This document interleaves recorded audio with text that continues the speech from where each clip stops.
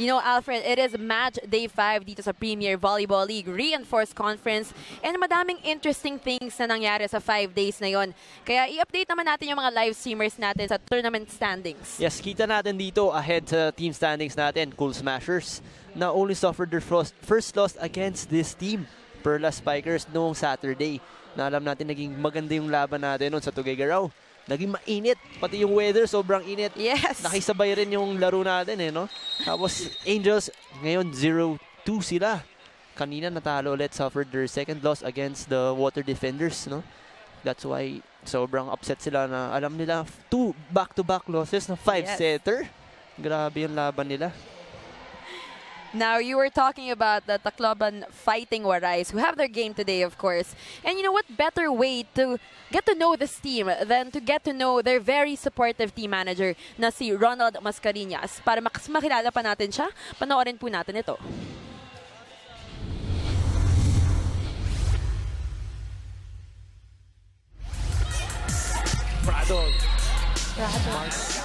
They have the fighting spirit of the Warayanos. Ang palabang team ni Coach Nes Pamilyar, ang Tacloban Fighting Warays.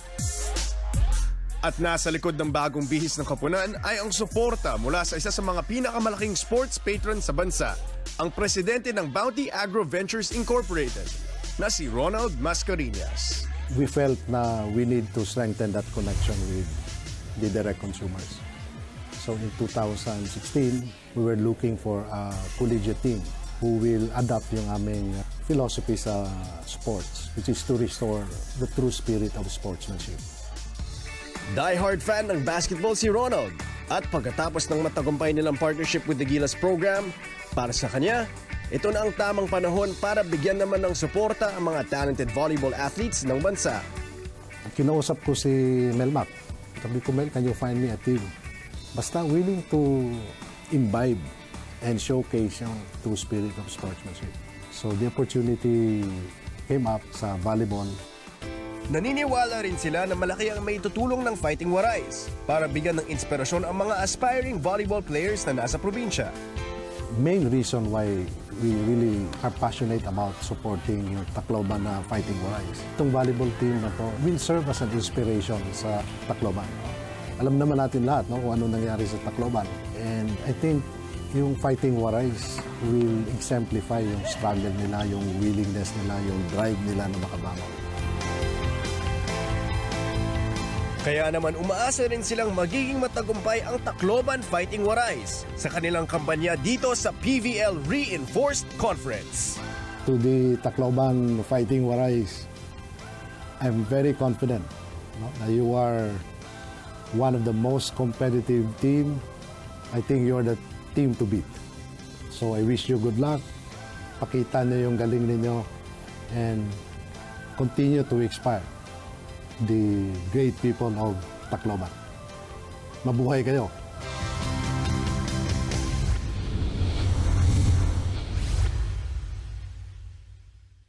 There you have it. Alam mo, Alfred, it's great to know that we have people like Sir Ronald Mascareñas na todo yung suporta sa local sports teams natin. Yes, not only basketball now, he's also already supporting the volleyball team like this, the the Warays, Fighting Warays, na alam natin, they're really a team to beat, sabi nga niya. And for sure, with his support, mas gaganahan yung mga players natin maglaro. Now, you know, let's go to the game today. Mas lalo pa natin pag-usapan yung ating dalawang koponan na maghaharap ngayong gabi. Simulan na natin dito sa Perlas Spikers, who were defeated by the Air Force City Warriors during that May 13 game sa Tuguegarao. Yes. Last on-tour weekend natin, the Perlas Spikers split their games winning against the Cool Smashers on that exciting Saturday doubleheader.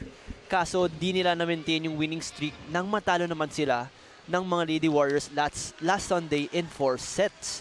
Pero itong mga Fighting Warays ay fresh from an epic win against the Angels which lasted for 5 sets. Yung matchup ng Lady Warriors and the Perlas Spikers were composed. Yung first set ng Perlas Spikers, composed sila. They were on a roll. Pero, nakuhanan sila ng second, third, and fourth. Nawala yung rhythm nila Nung first set, 25-15 nga. Kitang-kita, ang laki ng lamang. Pero after that following sets, lumamang at nakakuha na ng confidence yung mga Lady Warriors dito. Leading for the Perlas Spikers, both imports, Montrepilla, and Bright, who each scored 18 apiece, while Amy Ahumiro added 10 more.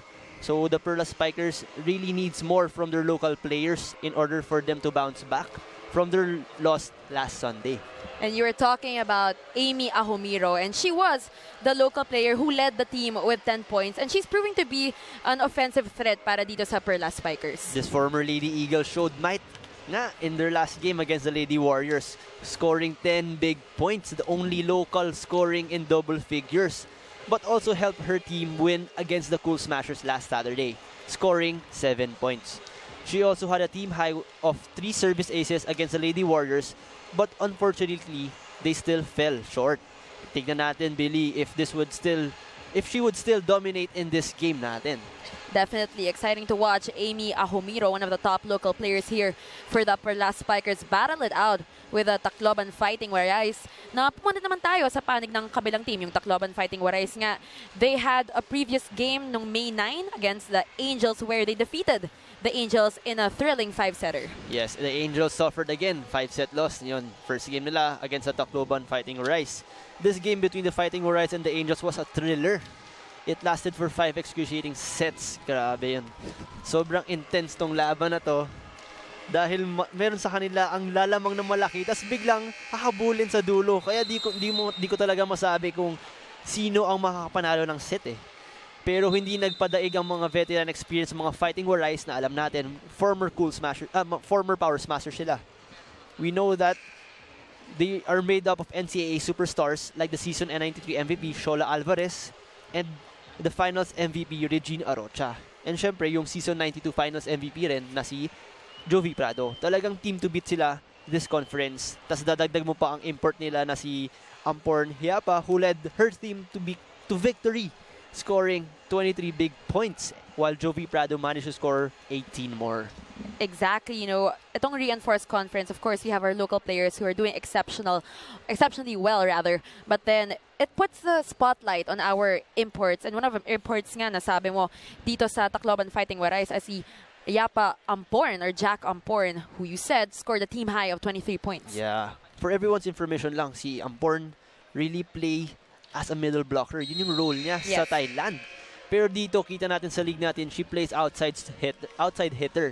Kaya dahil doon yung offensive side niya, nagdo-dominate sa league natin, which led her team to victory, managing 17 attacks and 6 blocks. Yan, kitang-kita sa stat na kaya niya mag-dominate sa offensive and defensive side niya. At dalang-dalalan din niya yung pagiging middle blocker dahil sa galing sa pag-block. Dahil dito, dahil sa change of roles niya, Billy, naging advantage ito for her and for her team. Yes, definitely. So we can't wait to see what Jack Amporn has up her sleeve in today's game against a veteran team like the Perlas Spikers. Ngayon, Alfred, punta naman tayo sa mga previous matchups ng ating dalawang koponan. Let's start here with the Air Force Lady Warriors and the Perlas Spikers. They had their game in Taguigaraw, as we said a while ago, May 13. As you can see here in the Spikes, Blocks, and Aces, denominate sila ng Air Force Lady Warriors. Yes. You can see, hindi naman nagkahalayo talaga sa spikes and sa blocking. Sa spikes natin with 45 to 44. Pero nagkatalo tayo dito sa blocks. 11 out of 5 and aces 11 to 6. Talagang doon nag-dominate yung mga Lady Warriors natin. And we know the Perlas Spikers, kaya na nila mag-dominate sa offensive side, pero yun nagkulang sila sa defense. And the Perlas Spikers had a slim 25 to 23 edge in points of errors. So kita natin, errors wala, tanggalin na natin. Doon talaga sa blocks and aces. In the non-scoring naman, the Lady Warriors won in digs 52 to 37 and receptions 37 to 30. While the Perlas Spikers won sets 25 to 22. Yun nga, sabi natin, defense really lacked for the Perlas Spikers kasi digs 52 to 37. Wala talaga silang nadidig na bola coming from the offense of the Lady Warriors. Now let's talk about that game against the Navy Lady Warriors, kung saan nagpakitang gilas talaga yung dalawa nilang imports na Jotarat or Montrepilla at saka si Kia Bright. Both imports, we know that they are offensive threats, but also on the defensive end, they prove to be very effective. Yes, as you can see sa graphic natin, both scored managed to score 18 points. Sa digs natin, 9 for Hurat and 7 for Lakay. Talagang kitang-kita natin dito. Both of them really dominating, helping their team, contributing for the Perlas Spikers. Yun nga lang, kinulang sila dahil nagkulang tayo dito sa mga local players natin eh. Hindi sila nakakontribute. Si Amy Ahumir lang gumawa with 10 points na let's see kung mga locals ba natin dito mag-step up like sila Nicole Chamzon, yan, the like, and si Zier Basho. Well, I can't wait to see them. That's one thing that we're counting on because we've talked to a lot of the players, and one of the local players, they've mentioned that having the imports on the team makes them excel more, makes them more competitive. Now let's go back. Let's go naman to the side of the Tacloban Fighting Warays. Let's talk about their previous matchups. Of course, they played against the Angels last May 9, and in that game, they won over our debuting team. Yes, Spikes. Bigay na natin dito for the Angels kasi alam natin mga players sa Angels like sila Paneng Mercado, they really dominated that game and their import. Kahit na isa lang import naglaro nun dahil injured si Colorcan nun, pinakita pa rin ng isang import nila na kaya nang bigay lahat. Kaya nang mag-contribute for the team. Pero kulang pa rin sila eh. Like they really had an edge on the errors 31 to 29. While sa non-scoring skills were swept by the Fighting Warays 62 to 60 in digs, 26 to 24 in sets, and 47 to 40 in receptions. Blocks and aces, lamang nagpalitan lang sila eh. So really, it's really a tight game. Now let's move on to one of the mainstays of this Tacloban Fighting Warays team. Syempre, ang kanilang team captain na si Jovelyn or Jovi Prado. You know, she had a monster game with 18 points, 10 digs, and 15 receptions. Team captain Jovelyn Prado was the top local scoring for the Tacloban Fighting Warays nga nung last game nila against the Angels, with 16 spikes as the highlight of her offensive performance. On defense, grabe.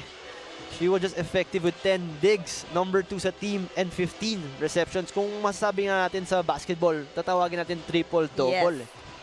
Yes. 10 digs, 15 receptions. She really led the team. Kaya, yun, nakuha nila yung panalo against the Angels. Pero, let's see if more of them will contribute. Like, the Marzan, we know she can really contribute sa blocking and sa offense rin as a middle blocker.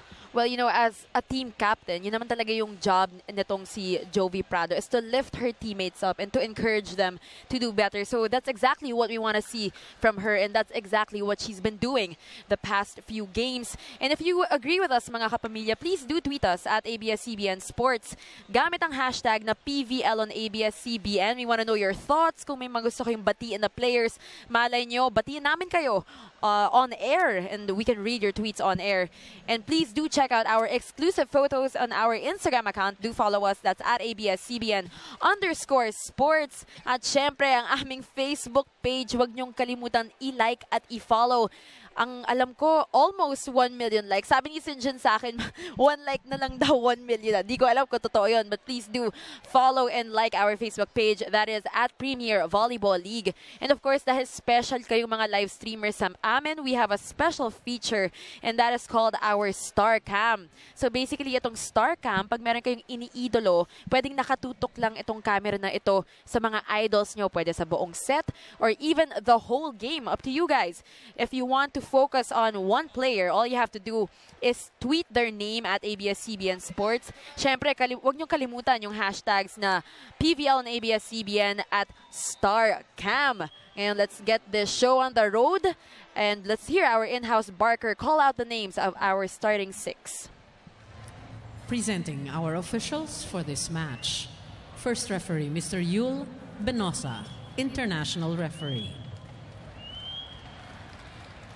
Second referee, Mr. Rene Gaspilio, national referee.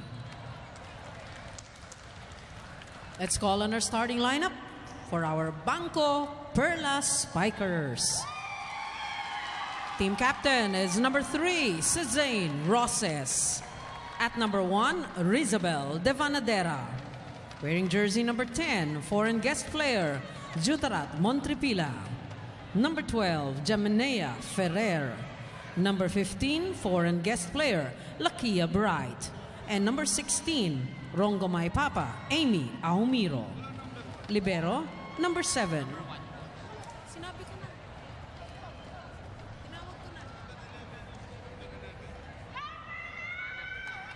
Correction, it's number 11, Mary Joy Dacoro.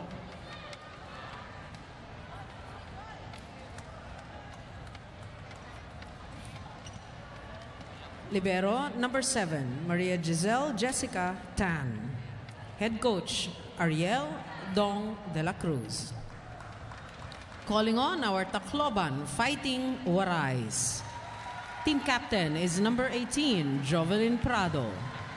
At number 6, Andrea Marzan. Wearing jersey number 10, Maria Sholame Alvarez. Number 11 is foreign guest player, Ayafa Amporn. Number 12, Kyle Ann Negrito. And number 14, foreign guest player, Sasiwimol Sangpan. Libero, number 9, Jan Eunice Shane Galang.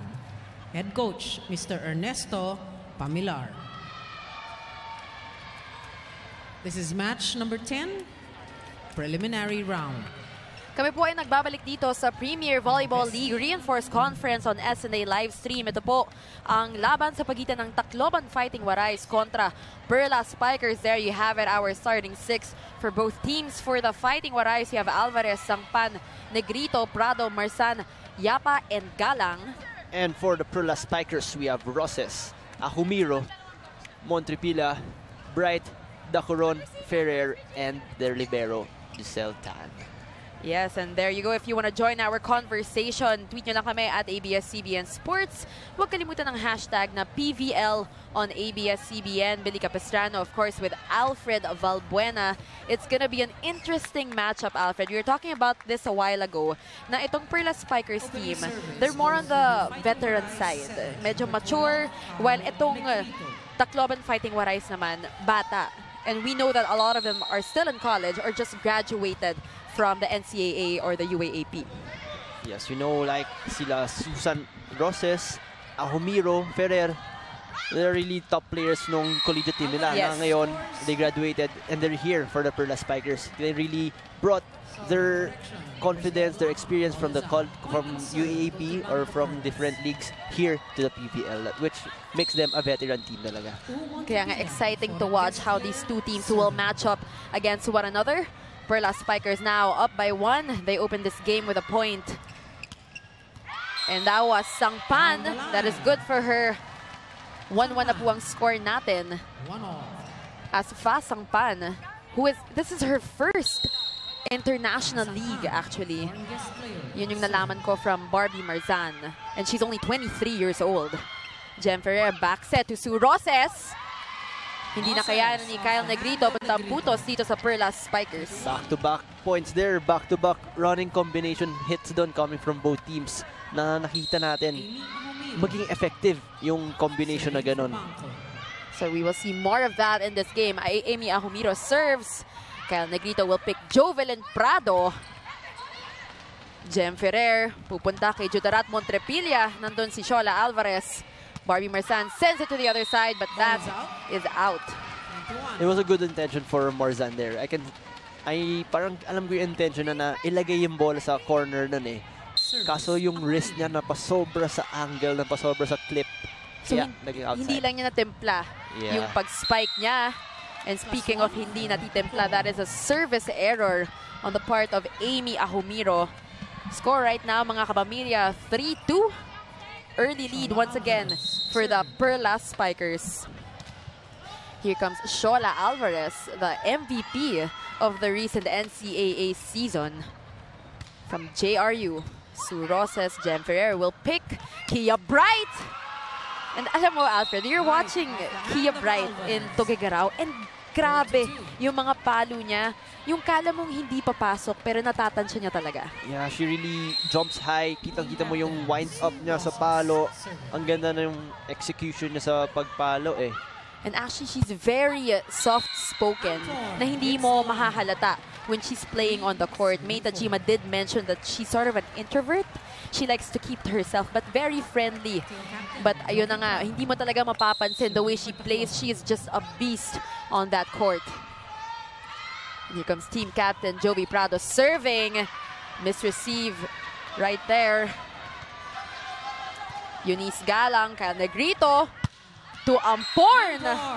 And our Thai import making her presence felt here in this game. Amporn really can dominate sa offensive side.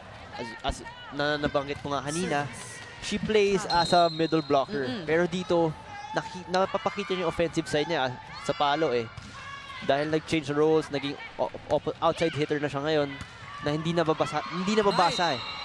Nanilin lang siya sa mga plays. Kasi kung mapapansin mo nga, itong Fighting Warays, loaded sila sa middle blockers. So, itong si Jack Amporn really playing her role and showing her versatility as a player. Kia Bright with a serve. They go to Jovi Prado who sends it to the other side. Sue Roses, Jem Ferrer, back set. Kay Dacoron. But blocking is good here for the Fighting Warays. That is a violation called. It was block point there coming from Amporn. Yan, kitang-kita natin. Pati sa defense dahil sa blocking skill niya, middle blocker are really good at timing, sa pagbasa ng bola. Kaya nadadala rin niya dito eh, sa pagiging outside hitter niya eh. Nababasa niya yung bola na tatimingan niya. So sobrang versatile nga nitong Jack Amporn, who is not, you know, not an unfamiliar face here in Philippine volleyball. We all know her very well. And our score now both tied at 5 points for Perlas Spikers and Fighting Warays. Joy Dacoron serving for BanKo. And here we have Joy Dacoron serving for the Perlas Spikers. They will go to Amporn. Sayang, muntik. It was smart move there. Kita niya walang tao. Kaso nga na napalakas. Those are veteran moves talaga coming from those who has court sense. Eh. Nakikita nila, nababasa nila yung court, yung lapad ng court. With a touch or a snap of the wrist, dun mapupunta yung bola. Sayang nga lang na napalakas ng konti ang palo ni Amporn. But Kyle Negrito, smart move from our FU setter right there. Drop ball there coming from Kyle Negrito. She really read the blockers before dropping that ball. Nakita ko eh. Tumingin muna siya eh. Nakita niya na parang nag-uusap sa blocking. Dahil nga alam natin, kailangan nilang tauhan si Amporn dito.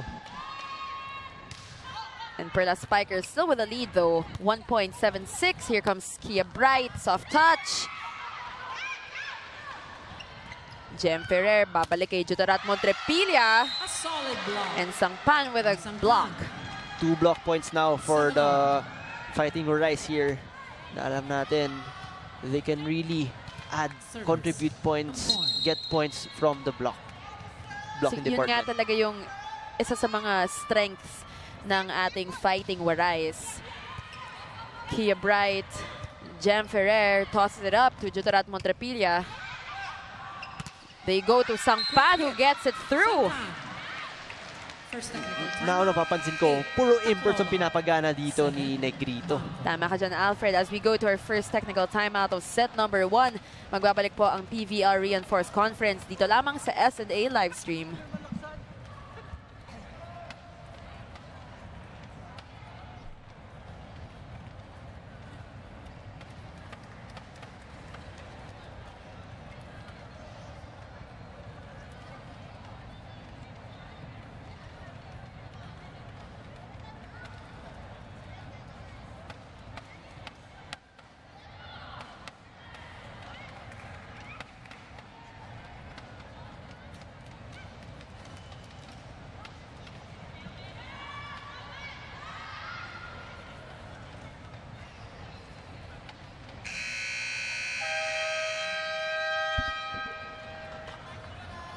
Kami po ay nagbabalik dito sa Premier Volleyball League Reinforced Conference and SNA Livestream. This is the game between the Tacloban Fighting Warays at ang Perlas Spikers. This is set number 1 for those who just tuned in. Leading po ang Perlas by rather Fighting Warays by 1. That's 8-7. You can tweet us at ABS-CBN Sports using the hashtag PVL on ABS-CBN. We want to know your thoughts. And just like that, our game is tied 8-all. It was a great combination play there coming from Jem Ferrer. Alam kasi natin, Amy Ahumiro can spike the ball with a back quick. Pero nabantayan si Amy, tapos biglang may sumulpot sa gitna for that tres na play. Kaya naman bukas na bukas doon yung palo. And so we're gonna see more of that for sure dahil nga veteran team itong Perlas Spikers. They know what they're doing and they're a pretty intact team. Konti lang ang nawala sa kanila. And of course with the addition of our Adamson players like Fen Emnas and Joy Dacoron. And that's what they pride themselves in. They're very intact. They're all very close. I got to spend some time with this Perlas team in Tuguegarao. And alam mo, sobrang close nila talaga. They're all like friends. Para isang big barkada. Yeah, because you know, one community, one sport na gusto nila. Siyempre, yung vibe nila nandun. And as a team, kailangan nila maging as one eh. Exactly. And that chemistry that they have off the court, it definitely shows here on the court. Pero nakalusot yun for the Fighting Warays and they tie this game at 10. Pretty close game we're having early on in set number 1. Yeah. Yun nga, speaking for the Perlas Spikers, napapansin ko start ng set natin, wala pa rin silang nakukuha masyadong defense o floor defense. Kaya dun sila natalo against the Lady Warriors. Yes. So definitely something that they have to work on. I remember them telling me that during the Cool Smashers game, weapon talaga nila is defense because we know that the Cool Smashers team, they're very offense driven. Pero doon sa game na yon, they really banked on their defense, which brought them good because they won that game. Of course, we need to see more of that here in this game. And Amy Ahumiro will be serving for the Perlas Spikers. Negrito to Marzan. Nandoon si Ahumiro. And that is a point here for the Fighting Warays. Broken play there coming from the Perlas Spikers. Trinay sinave doon ni Awe yung bola. Kaso nga lang napalakas yung overball niya, which almost hit the line. Well, that's a point for the Fighting Warays who are now in the lead by 1. Hindi nagkakalayo lagi yung mga lamang ng ating dalawang koponan, either by 1 or 2. Here comes Amporn.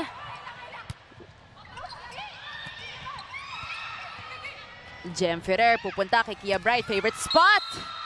But that is out for Kia Bright, who usually gets those attacks in. Yeah, that killer down the line hit from Bright na alam natin, really deadly. Talagang pamatay. Hindi lang nantipla ng maayos ni Kia Bright. You'll see more of her. She'll try again. Here she comes. That one on the other hand, saktong-sakto. Another point here for the Perlas Spikers. Yeah, sabi niya ata dito na kailangan ibabaw na lang yung mga blockers niya eh. Tsaka gusto niya ata malinis na palo eh. Yun, linis na linis. Kasi kanina parang intention niya, ipacheck lang off the block. Kaso, walang kamay na nakita. Kaya outside. Smart move there by Kia Bright. Talking about smart moves. Bang Pantaleon. With that great receive. Here comes Jovi Prado, our team captain, serving for the Fighting Warays. Jem Ferrer to Joy Dacoron. Quick attack. They send it to the other side. Jem Ferrer, balik kay Kia Bright. Walang nagawa si Eunice Galang sa lakas ng palo ng ating import from Florida, Kia Bright. And the Fighting Warays still hold that 1-point lead, 14-13. Pero feeling ko, Billy, kung yung Perlas Spikers wala masyadong offensive power dito or offensive dominance na galing kay Bright, baka yung game natin yung tambak na. Kasi defense-wise, wala sila oh. Libre pa rin kanina, free ball, chance ball, walang kumuha, no communication. That would really suffer for a team na alam natin, communication really important. I think one of the factors, and I'm just assuming, one of the factors Kasi pagod na pagod ang team na ito. If you remember, in Tuguegarao, they had 2 back-to-back games, one Saturday and one Sunday. And then, when we got home from Tuguegarao on Monday, they had training that same day. So you can imagine how exhausted this team is. Probably why they're having a pretty slow start defensively here in set number 1. Slow start, pero lumalaban naman. As we go to our second technical timeout here in set number 1, magbabalik po ang Premier Volleyball League Reinforced Conference only here on S&A Livestream. This weekend, we will be in Batangas. On Saturday, May 19, 2 p.m., Paymaya faces Irigan Navy. At 4 p.m., Valley Pure versus Tacloban. On Saturday, May 19, in Batangas. Matches begin at 2 p.m.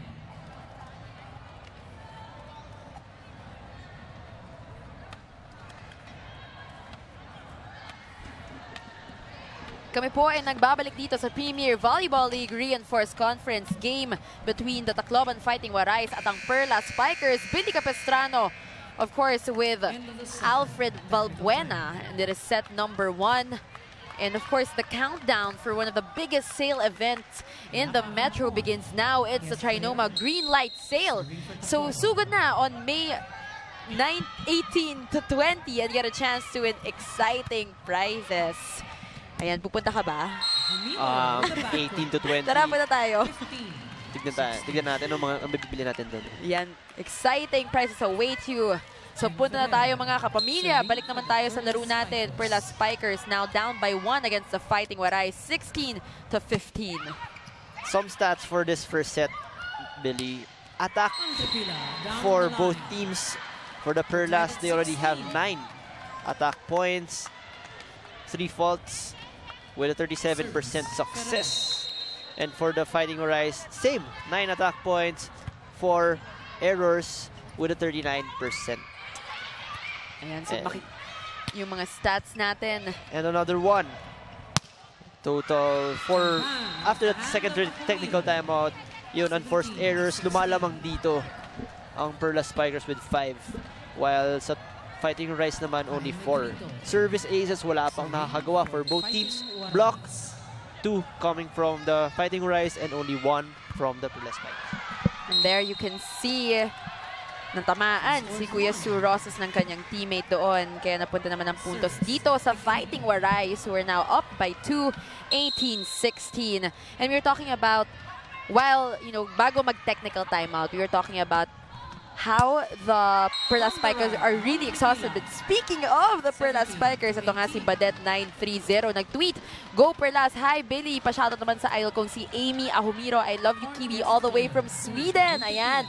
So si Badet gusto mag-hi kay Amy Ahumiro, our top local player for the Perlas Spikers, leading her team in the previous games in terms of scoring. Hi Badet, and thank you so much for watching us all the way from Sweden.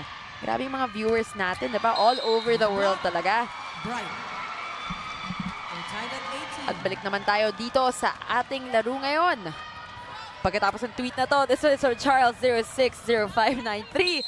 Great players, great commentators. Live stream is live. Go BanKo-Perlas, go for that second win. Titignan natin kung maipapanalo ba ito ng BanKo-Perlas, pero itong Tacloban Fighting Warays mukhang hindi magpapatalo. They are gonna fight it out till the end. And we got a rally going on here. Here comes Shola Alvarez. Nandoon si Jodarat Montrepilla. Kia Bright saves that one back to Montrepilla. Negrito to Sangpan. Jem Ferrer will pick Kia Bright. Soft touch. Ball still alive. Kia Bright sends it to the other side. Kaya Negrito backset to Jovi Prado. And great blocking there by Kia Bright. It was smart move there coming from Jovi Prado. Pina-check niya lang sa kamay ni Bright yung bola eh. Kitang-kita na yung kamay niya sa harapan. Ginawa na niya nilihis para tumama yung bola sa antena and score that point, that easy point off the block. Grabe. There you have the team captain of the Fighting Warays, Jovi Prado. At such a young age, makikita mo talaga yung maturity ni Jovelyn Prado, Alfred. Kaya siguro ganito yung laban natin ngayon first set kasi both teams our one standing natin, 1 win, 1 loss. Siyempre gusto nila ulit makuha yung number 2 win para makatay dito yung mga Cool Smashers at High Flyers natin sa top with 2 wins and 1 loss. You got that right. Both teams now tied with 1 loss and 1 win. So very crucial game for them if they want to start strong early on here in this conference. Shola Alvarez, Jem Ferrer to Kia Bright. And that is good for our import from Florida. Both teams now tied at 20. Yes, check ball doon galing kay Pantaleon na akala niya na-check ng mga blockers niya pero hindi. Kaya hinabol niya. Kaso nag-cruise na yung ball pa outside eh. Kasi hindi niya alam. Hindi lang na-tempohan. Hindi niya na-timingan, hindi niya na-tansya. Yun. 21-20. And Perlas Spikers now take the lead by 1 point. And if you can see here, attack points, Perlas Spikers have 15 while the Fighting Warays only have 11. Alam natin na yung offensive dominance talaga dito ng Perlas Spikers makikita. Pero, yun bumawi. Defense. Itong Fighting Warays, no one there. On the part of the Perlas Spikers, you could see na meron talagang hole. There was a donut hole there. Amy Ahumir tried to dive for that ball, was too late. And now we are once again tied at 21. Shola Alvarez serving. Jem Ferrer tosses it up to Kia Bright. And great blocking on the part of Barbie Marzan and Jack Amporn. Talagang pinapakita dito ng both teams natin yung puso. Kasi gusto natin yung momentum mapunta sa'yo eh. If you win the first set, kung yung momentum nasa iyo, dire-diretso na yan eh. Makuha mo na yung groove mo, yung laro mo, and syempre, yung confidence mo mataas. Unlike if you're losing the first set. Parang yun. Parang yung ginawa ni Kia Bright. Substitution. She definitely went for that kill, confidently went for that kill because she knew that was her spot and she knew that it would go in for her. And now both teams are tied at 22. Grabe, napakadaming tied scores natin dito for the first set, Alfred. And lead changes din. Na hindi aangat by 3, mostly by just 1 or 2. Fen Emnas, Bang Pantaleon was there, Kyle Negrito, pinili si Amporn. Nandun si Jutarat and Kia Bright once again. Great defense by Amporn right there. Here comes Z Hervasio. And defense talaga pinapakita dito. Such a versatile player itong si Jack Amporn. And that was too strong for Kia Bright. The point will go to the Fighting Warays who take the lead by 1. Pero dito, Perlas Spikers, Coach Dong, bringing in his 3-man front line na syempre kailangan nila ng offensive power coming from Z Hervasio na alam natin, kayang-kaya niya magbigay, mag-contribute rin for her team. Yung kanina, kita natin, ang ganda ng play. Yung patong play doon, 3 patong. Kaso nga lang yung defense talaga dito ng Fighting Warays is superb. That back-to-back. Alam na, kala mo, papatay na yung bola eh.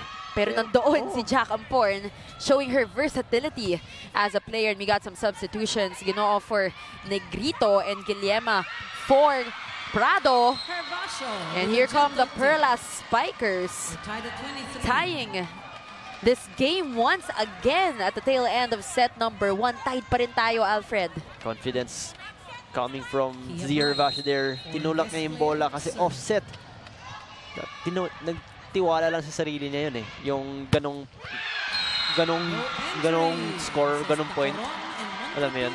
Yes, at namang Perlas Spikers mukhang buhay na buhay dito sa end ng ating set number 1. They finally got their groove, playing better defensively with that great blocking showed. At nag-call na nga ng timeout itong Fighting Warays to regroup, see what's wrong. At kahit na malapit yung scores nilang dalawa, they're playing different games, these two teams. Yes, as you said kanina, you know, Perlas Spikers are more veteran than the Fighting Warays. They have more experience, more exposure, which would really bring their game higher a bit than the Fighting Warays. Pero hindi natin ma-underestimate dito yung Fighting Warays kasi dito, mga players, mga bata, tsaka yung mga nag-succeed sa mga mga ano nila, mga leagues nila. Definitely. Here comes Amporn. And she ties this game, and we can see on your screens Kia Bright now with 7 attack points. Substitution, we got Abil coming in for the first time for Barbie Marzan. Yang itong si Abil. Ito yung finisher ni Coach Ness against ng Angels eh. Yes, yung magic bunot ni Coach Ness Pamilar. Pang-serve niya, minsan nakakagawa siyang back-to-back aces. Nung alala ko second set nun, siya nagpapanalo ng game nun eh. Up ng nag-deuce on 24 pero 2 service aces galing sa kanya. So let's see kung magagawa niya yon. Great serve by her. Nandun lang si Kia Bright. Nandun si her Vasha was gonna go for that soft touch at drop ball pero blockers of Fighting Warays would not budge. Ganda dito talaga defense ng Fighting Warays eh. Na tao-tao sila eh. Pag defense sa net, nagko-communicate sila bago maggawa ng play or mag-ball play. They really communicate kung sino tatauhan nila, ano yung mga plays nila, mga possibilities nila, mga possibility plays ng Perlas Spikers. Lahat ng options, mga play A, play B, sabihin natin. Bibigyan nila ng after parang plan A, plan B. Pag ito umikot dito, sa'yo na yan, tao mo yan. Pag si Zin nag-tres, tao ko na yan. Gitna, sa'yo na yan, drop ball, ganyan. It will really help the team. Kasi alam mo yun, may knowledge ka na eh. Magagalaw mo na yung plan mo eh. So you can see that itong si Coach Ness Pamilar, expert playmaker. With what you just said, and we can totally see that. Pero itong Perlas Spikers, ayaw talaga magpatalo. Right now, our attack points, Perlas Spikers have 17. Fighting Warays have 13. And substitution, Amanda Villanueva, crowd favorite, coming in for Joy Dacoron. We know Amanda Villanueva can also contribute for the Perlas Spikers. Coming from service and kayang-kaya rin na mag-defense eh, sa defensive side eh. Ayan na nga, and it is! Nilista mo na, 1 point, service ace. Yan yung mga bunot na nakakatulong, nakaka-spark, nakakagana ng team eh. Alam mo yun, good decision coming from their coach. Pero unforced errors, kita mo dito, 7-5. Lamang ng dalawa per the Spikers. Kung siguro nabawasan pa nila ng konti yon, they might have this set na. First set, tapos na kanina pa. Kasi attack 17-12, 17-13 points. Ang layo nun eh. So talagang aggressive itong Perlas Spikers. Nakulangan lang ng konti sa kanilang unforced errors. Now let's see if they will get away with this set number 1 for those who just tuned in. Perlas Spikers at 26, Fighting Warays at 25. Perlas Spikers just 1 point away from nabbing set number 1 of this game. Of course, umabante sila dahil dito kay Amanda Villanueva. Let's see if there's going to be a repeat of that service ace from her. Here she comes. Pantaleon was there. Guillerma pupunta kay Amporn. And great blocking. Bumawi sa blocking sa bandang dulo. Itong Perlas Spikers natin. And they win set number 1, 27-25. Magbabalik po ang Premier Volleyball League Reinforced Conference only here on SNA Livestream.